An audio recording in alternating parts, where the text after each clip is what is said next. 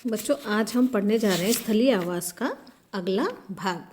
हमने इसके पिछले चैप्टर्स में पढ़े थे स्थलीय आवास के फैक्टर्स हैं या उसके जो कैरेक्टर्स हैं उनके बारे में जो है हमने पढ़ा था, विशेषताएं और कारकों के बारे में।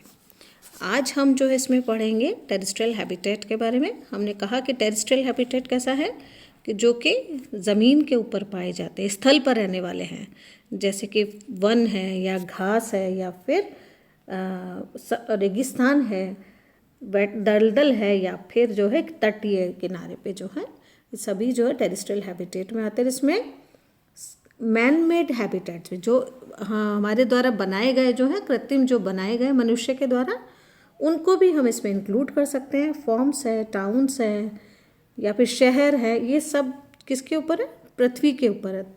और कुछ केव्स हैं, गुफाएं हैं, माइंस है, खाने हैं, ये सब टेरेस्ट्रियल हैबिटेट के अंतर्गत आते हैं। हमने इनके कैरेक्टर्स के बारे में बात की थी अलग अलग, कि क्या क्या चीज़ें जो इनके अंदर इनको इफ़ेक्ट करती है स्थलीय आवास को। तापमान था, लाइट थी, डिहाइड्रेशन निर्जलीकरण था यानी पानी था, गैसेस था, तो इन सब की हम बात कर चुके हैं। अब ये जो स्थलीय आवास है जो कि कहाँ पर पाए जा रहे हैं? हर जगह ये पाए जा रहे हैं। भूमि की सतह पर भी पाए जा रहे हैं और इसके नीचे भी पाए जाते हैं, भूमि के नीचे भी और आकाश के अंदर भी पाए जाते हैं। तो इस प्रकार इनके जो आवास है, इसके आधार पर हम इस स्थलीय समुदाय को तीन जो है वर्गों में बांट देते हैं, तीन कैटेगरीज में। सबटेरेनियन कम्युनिटीज़ यानी इसको हम कहते हैं भूमिगत समुदाय जो भूमि के नीचे रहते हैं।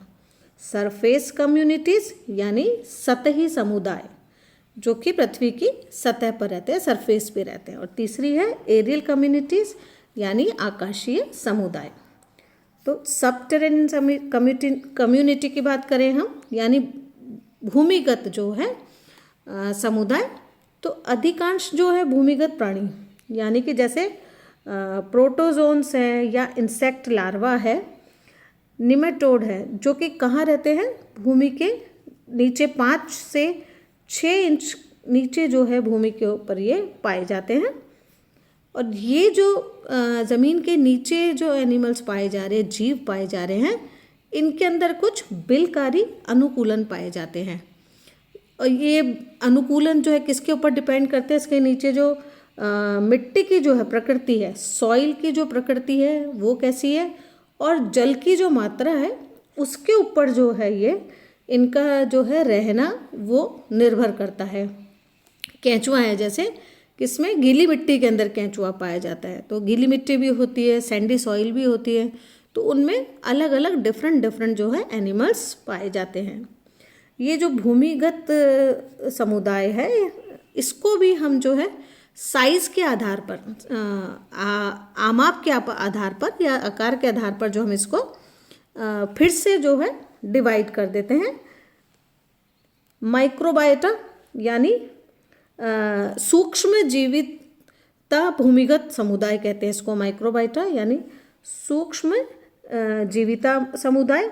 फिर एक मीजोबायोटा यानी मध्य जीविता समुदाय, और मैक्रोबायोटा यानी बड़ा दीर्घ जो है समुदाय।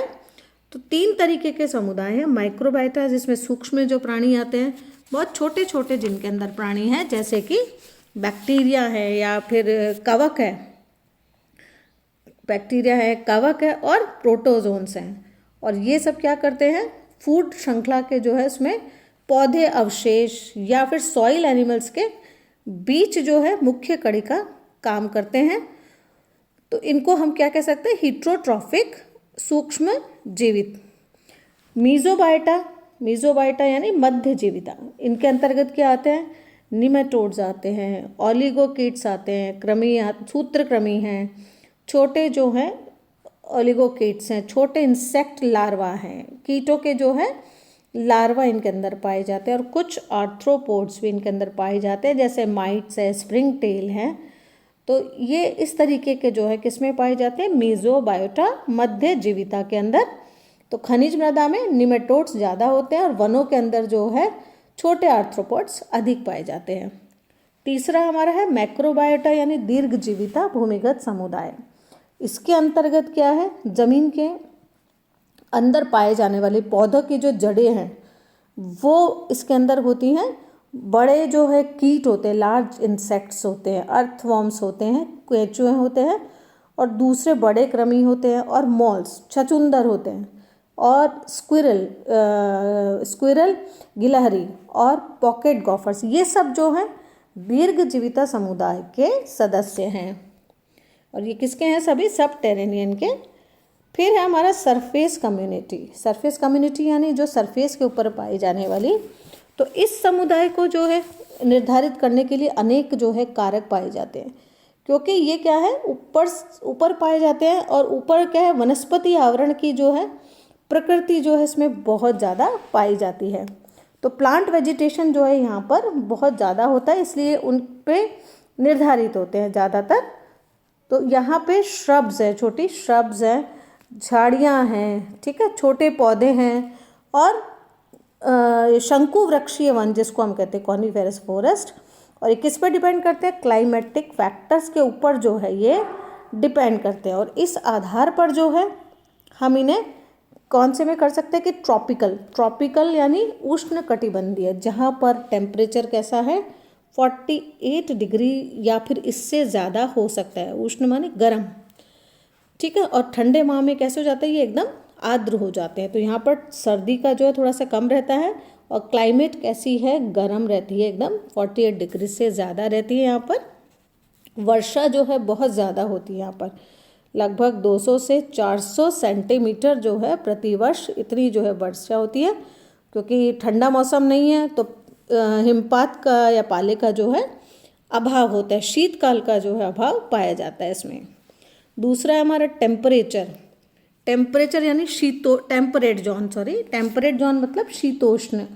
तो शीतोष्ण में यहाँ पर भी टेम्परेचर कैसा है 40 डिग्री या फिर ज़्यादा है, लेकिन रेनफॉल जो है यहाँ पर कम है, ठीक है। वार्षिक जो औसत वर्षा है वो 76 सेंटीमीटर है। गर्मियाँ जो यहाँ पर काफ़ी गर्म है, और सर्दियाँ जो है कैसी हैं, ठंडी है, ठीक है।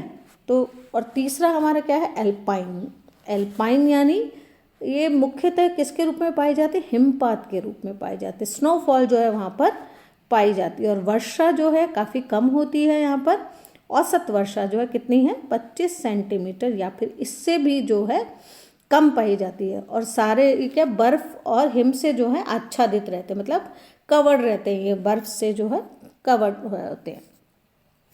तीसरी हमारी जो इसकी कम्युनिटी थी कौन सी थी, एरियल कम्युनिटी यानी आकाशीय कम्युनिटी जिसको हमने कहा। और आकाशीय कम्युनिटी जो कि आकाश में उड़ने वाले जीव जिनको हम कहते हैं आकाशीय समुदाय। और इन जीवों को स्थलीय समुदाय के अंतर्गत रखा जाता है, क्योंकि जो ये आकाश में उड़ने वाले जीव हैं अधिक समय आकाश में तो बिताते हैं, लेकिन ये अपना जो रेस्ट जो है, जो अपना विश्राम करते हैं या भोजन है या फिर ब्रीडिंग के लिए या रिप्रोडक्शन के लिए ज़मीन पे, पेड़ों पे या फिर चट्टानों के ऊपर आते हैं, इसलिए इनको इसमें रखा गया है। और इसमें क्या क्या है, इंसेक्ट्स भी हैं, मॉथ हैं, बर्ड्स हैं, बैट्स हैं, और अनेक जो हैं पक्षी हैं जो कि आकाश के अंदर जो है पाए जाते हैं, घूमते रहते हैं। तो ये हमारा टेरेस्ट्रियल जो है इकोलॉजी का चैप्टर खत्म।